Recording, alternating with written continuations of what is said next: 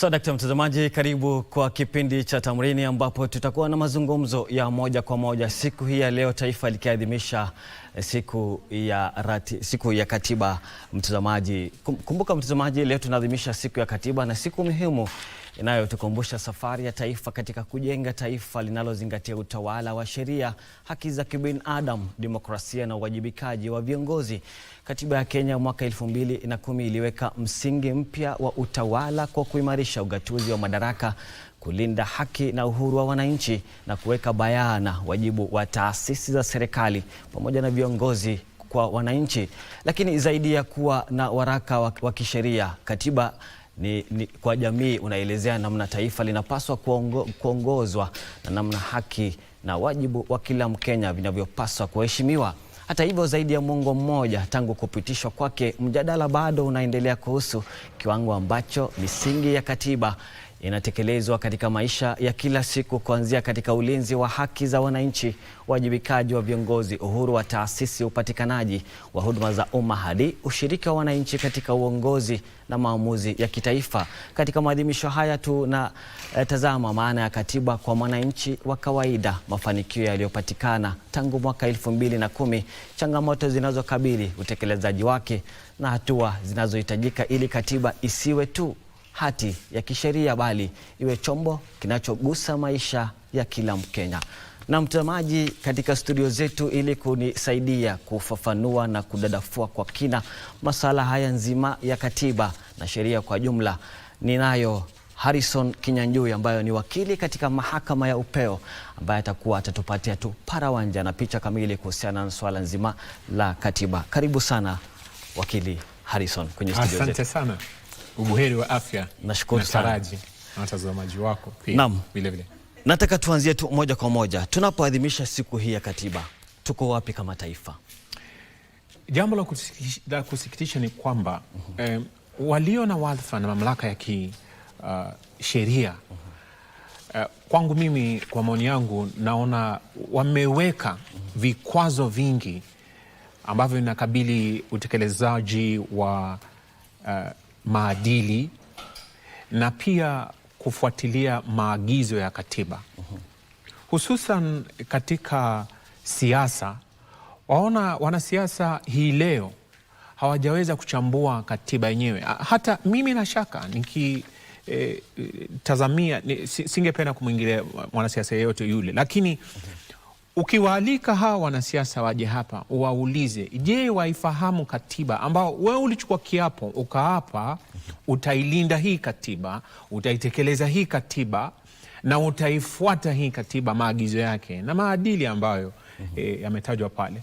Kuna wengi ambao tena ukiwaagiza wa kuarifu, je, kifungu kipi kinahusu maadili, hawataweza kukuelekeza pale. Kidole kitanyoshwa mahali pengine. Kwa nini? Kwa sababu wanasiasa ambao wanaongoza Kenya hii leo, nia yao si kuelekeza utawala wa sheria, kwa kimombo tunasema rule of law, au kuweka mazingira ambayo yatasaidia kufafanua zaidi utawala wa sheria na pia kuzingatia jinsi katiba imetaja utawala wa sheria utakuwepo pale. Na maanishaji? Kwa hii leo wanasiasa wanaruka kutoka chama hiki kwenda chama chingine. Ukitazama katika ibara ya 91 kifungu cha kwanza pale, kuna yule msajili wa vyama amepewa mamlaka. Vyama navyo vimehimizwa kikatiba vifuate utaratibu fulani. Mojawapo ikiwa ukiwa mwanachama wa hicho chama, hupaswi kuruka na ukaenda ta kutekeleza maono au ratiba ya vyama vingine. Kulingana na kifungu cha 14A section 14A ya sheria ya vyama, Political Parties Act, imezuia mwanachama yeyote wa chama kuwa katika hicho chama cha kisiasa na akawa pale pale anazungumzia au anatekeleza wajibu au ratiba ya chama chingine. Lakini tuwaonaje hii leo? Hawaheshimu hayo maadili. Tena ni jambo la kusikitisha kwangu sana na kufadhaisha ya kwamba miaka 16 baada ya Wakenya kudhibitisha kwamba katiba mpya ndio hii, itupe mwongozo mpya wa kisheria, kijamii na kadhalika, hatuna katiba katika lugha ya Kiswahili. Hawa wabunge hawajajikasimu hilo jukumu la kuhakikisha wana Kenya wote wamepata katiba ambao wao wenyewe wanaweza kujisomea kupitia lugha ya Kiswahili. Hii leo sisitizo ni kwamba lugha ya mkoloni ya Kiingereza ndiyo lugha rasmi, lakini ibara ya 7 sehemu ya kifungu cha kwanza article 7(1) ya katiba ya Kenya inadhibitisha kwamba lugha ya Kiswahili ndiyo lugha ya taifa, national language. No. Ukitazama ibara ya 7 kifungu cha 2 article 7 sub article 2, lugha rasmi ya taifa ni Kiswahili na Kiingereza. Kuna tofauti ya lugha ya taifa, national language, na lugha rasmi. Ukitazama mahakamani kwanza, no, ni jambo la kusikitisha mno ya kwamba hii leo hatuna divisheni au kitengo ambacho wewe unaweza kusajili hoja yako ama kesi kupitia lugha ya Kiswahili, no, ujieleze kupitia lugha ya Kiswahili, yule hakimu pale anukuu unachosema kupitia lugha ya Kiswahili, uamuzi utolewe kupitia lugha ya Kiswahili. Kivipi?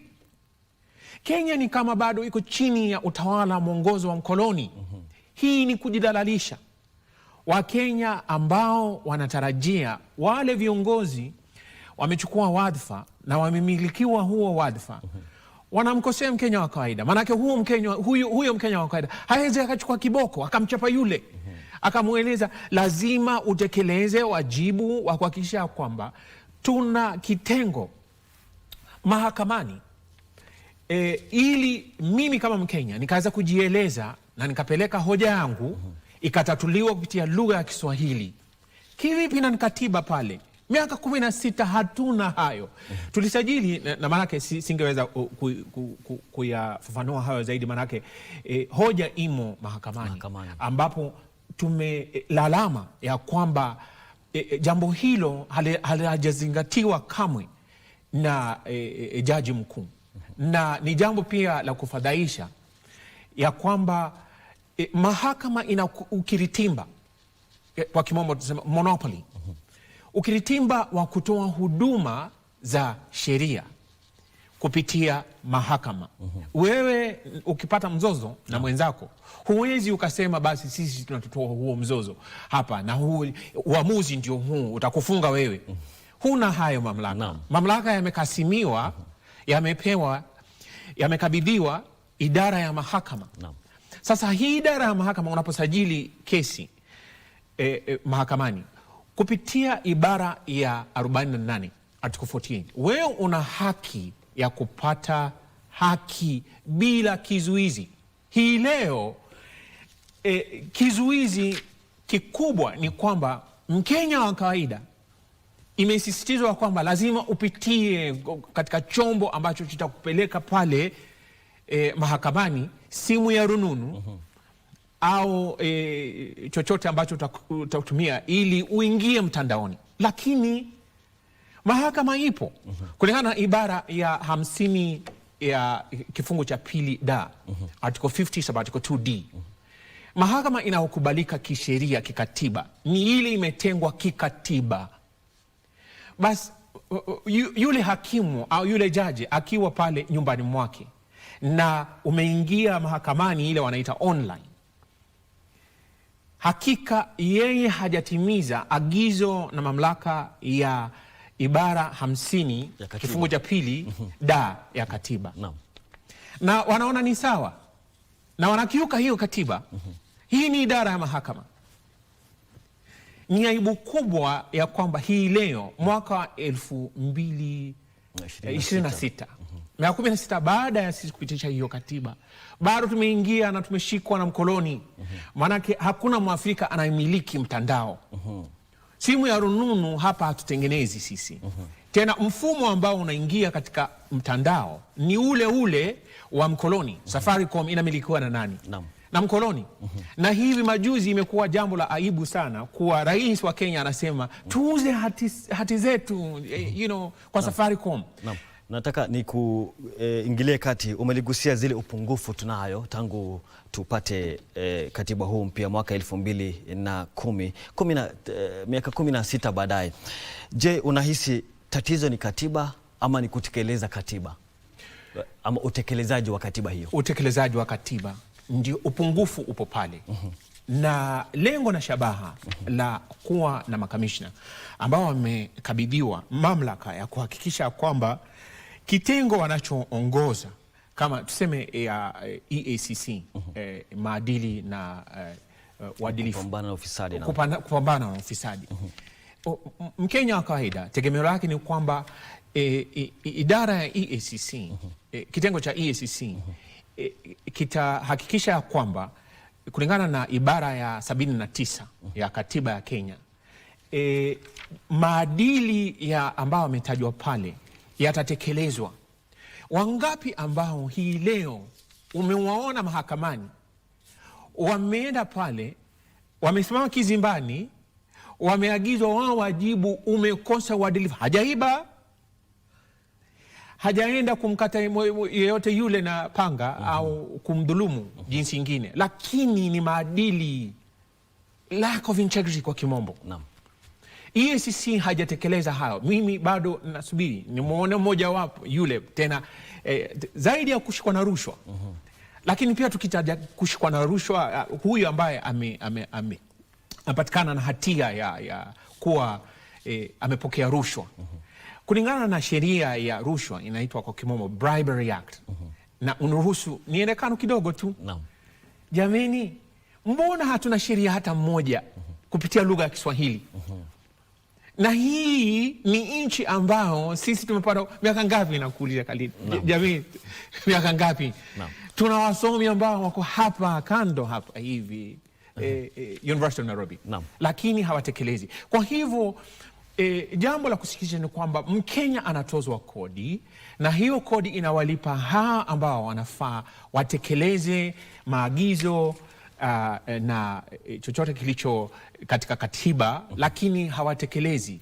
Na zaidi ya hayo ni kwamba kuna wale ambao, na hili ni sikitiko kubwa kabisa, wale ambao wanafahamu kwa ukamilifu na kwa uhakika wanafaa na wanapaswa watekeleze hayo majukumu chini ya katiba. Lakini na hii ni hatari kubwa sana kwa Wakenya, wametekwa nyara na wabeberu.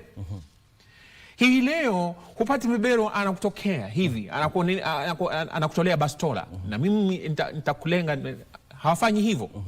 Wanatumia idara, wanatumia kampuni ambazo wataweza kuzitumia, wanawasawishi ambao wamechukua wadhifa. Wale wamechukua wadhifa wamenasahau kulingana ibara ya 10 kifungu cha kwanza article 10 sub article 1 kifungu cha ibara ya 10 kifungu cha pili article 10(2)(a) ya katiba. Pale kuna maadili ambayo katiba imesisitiza yeyote yule amechukua mamlaka chini ya serikali, yeyote yule anatekeleza wadhifa wowote katika idara au taasisi yote ya kisheria ya kiserikali, yeye anapaswa afuate hayo maadili. Mmoja wapo ya hayo maadili ni wewe kuzingatia kuwa upo chini ya sheria ya Kenya, rule of law. Na pia wewe ni mzalendo, patriotism. Hawa ambao wameshirikiana na wabeberu ambao wao ni vibaraka. Sasa badala watekeleze yale yanayohusu wa Kenya. Nimetumia mfano ya kwamba ingao tuko katika nchi ya Kenya, Sisi tumepata uhuru kutoka mkoloni. Hii leo hatuna kujieleza katika lugha ya Kiswahili kupitia hiyo lugha katika mahakama yetu.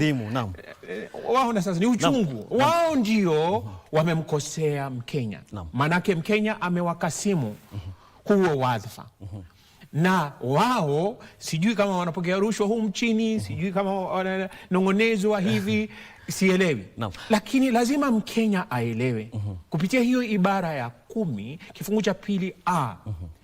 Moja wapo hapo ambayo imetajwa ni maadili, ni uzalendo. Lazima tuwe na uzalendo Kenya. Na hata ukiangalia akili mnemba, akili mnemba AI. Akili mnemba, serikali pale ikiwasindikiza wa Kenya. Tukimbie tuingie katika akili mnemba, utawala wa akili mnemba. Lakini hakuna teknolojia ambao unaweza sema kwa kimombo is neutral. Naam, wakili, muda pia unayoyoma kidogo, mwelekezi wangu ananipigia kelele kwa masikio, lakini kabla hayo umeliongelelea upungufu ambapo ipo kwenye utekelezaji na pia katiba ambayo tumekuwa nayo miaka 16 uliopita. Je, unahisi tunafaa kufanya urekebishaji wa vifungu tofauti vya katiba? Kwa mtazamo wako wewe ambayo umebobea sana katika hii taaluma na umekaa kwenye mahakama ya upeo. Mwanzo kabisa Wakenya walikuwa wamepitia dhulma na utawala duni chini ya katiba ya awali ambayo ilikuwa ni katiba iliyosajiliwa wakati wa uhuru. Na viongozi ambao walikuwa wanatawala chini ya hiyo katiba walitumia hiyo katiba kuwadhulumu, kuwakejeli na pia kuwafilisi wa Kenya. Na kuna wale ambao katika serikali ya leo wanatamani sana kuwa katika hiyo hali. Kwa hivyo lazima tuelewe ili Wakenya wabadili mwelekeo ambao sasa umekuwa ni mkondo ambao unawatoa Wakenya kutoka pale tegemeo lao lilikuwa tulipokuwa tunaunda hii katiba mpya. Waona ya kwanza kuna uongozi ambao kwangu mimi, maoni yangu, haufai kuwa pale. Maanake tunawalipa hawa viongozi ambao wanaenda bunge kisha wakifika pale na wameapa kuitii na kuiheshimu katiba, hawaiheshimu hiyo katiba. Sheria zetu zinatungwa na nani? Hivyo maadili ya, mimi naonelea pale idara na taasisi yafaa zafaa ziwe kitengo cha kwanza wakiwa pale kutekeleza katiba. Lakini katika ukiangalia jinsi uongozi ulivyo, sitaki kutaja pale na pale na manake zimeungana pale. Kuna wale ambao watanishtumu, kuna wale hawatapendezwa kama maneno yangu, lakini nitayasema. Manake ukiangalia uwakilishi wa women rep, nia na lengo la kuweka kifungu cha wanawake wawe pale katika siasa na kuingia katika bunge lilikuwa ni kuwa tuwe na kusawazisha, pasiwe kuna ile wanasema gender equality. Lakini tukianza kuvunja jamii, jinsi wewe ni mwanamke, wewe ni mtoto, wewe ni hivi, wewe ni mzee, wewe mwanaume, tunakosea. Kwa hivyo mimi naonelea hivi, ikiwa ni mwanamke ambaye amebobea na yeye ni mwanasiasa, yuafaa ateuliwe, mpe kura. Kama ni mwanaume, mpe kura. Sasa lengo liwe kwa sisi wa Kenya, tupunguze hawa wanasiasa ambao wanaenda kule bunge wanapokea fedha, lakini baada ya huo mshahara wao, zaidi ya huo mshahara wao, wanapokea rushwa. Hatuoni matokeo. Sasa mimi naona katiba yafaa tuibadilishe pale. Pia lengine mimi naonelea ni kwamba kuna taasisi hizi commission ambazo ni nyingi zaidi. Tena wanapokea fedha ambazo ni za kiwango cha juu. Sasa kwa kweli tuna taasisi ambayo inaitwa SRC, Salaries and Remuneration Commission, ambayo hiyo wadhifa wake ni wa kuhakikisha kuwa mshahara ambao unalipwa wafanyakazi wa umma au kama viongozi kama hao una kiwango fulani, lakini kwangu mimi naona kiwango ambacho wanalipwa wale viongozi, SRC imeweka hali ya juu sana, na hiyo inaondoa fedha ambazo zinafaa sasa ziwe katika kuwekeza au katika kuwekeza teknolojia kufanya maendeleo tofauti. Tufanye maendeleo tofauti. Melki Zongo anasema dakika moja tu tumebakisha, na mwisho siku ya katiba inapaswa kuwa zaidi ya sherehe, wakili. Na ni hatua gani unahisi wananchi, viongozi na taasisi za serikali zinapaswa kuchukua ili kulinda roho na msingi ya katiba huu? Neno lako la mwisho. Kabisa, mimi ningewasihi wa Kenya wasikate roho, manake kwangu mimi naona mwanasiasa ambaye anaongoza pale katika upeo, yeye ni rais, na rais mwenyewe ameenda kuchanganya jinsi anatekeleza wadhifa wake, analeta siasa pale, na kwa maoni yangu ingekuwa yafaa yeye aongoze Kenya kulingana na sheria iliyoko na katiba ya Kenya jinsi inavyomwagiza. Sasa akienda pale ili apige siasa, sasa siasa ndio inafumba macho wale ambao wanafaa wawe katika wadhifa wa kutekeleza na kuhakikisha katiba imefuatwa. Nasemaje hivi, wale ambao wameteuliwa inakuwa ni kama wanamwogopa, hawataki tena tenda jambo kinyume na matakwa yake. Yeye anakuwa yeye ndiye mtenzi, yeye ndiye anatunga. Mara ghafla yeye ashatueleza tunaenda Singapore, na sera ambayo inafaa yeye awekelee mezani na Wakenya wajadilie, haimo pale. Hashughuliki na Wakenya. Sasa hii maneno ya public consultation, pia unaona sheria ambayo imepelekwa mahakama kwa bunge ijadiliwe, sheria duni. Asante sana wakili Harrison, na ningependa sana tuwe na muda mwingi tuzidi kudadafua kwa kina masuala haya, lakini siku nyingine na kuahidi tutakuregesha hapa studio. Asante sana kwa muda wako. Mtazamaji, huyo alikuwa Harrison Kinyanjui ambaye ni wakili wa mahakama ya upeo, akitupatia taswira kamili ya jinsi katiba yanapaswa kufuatiliwa ama kutekelezwa. Mtazamaji, kufikia hapo sina budi ila kulitamatisha kipindi hii ya Tamrini.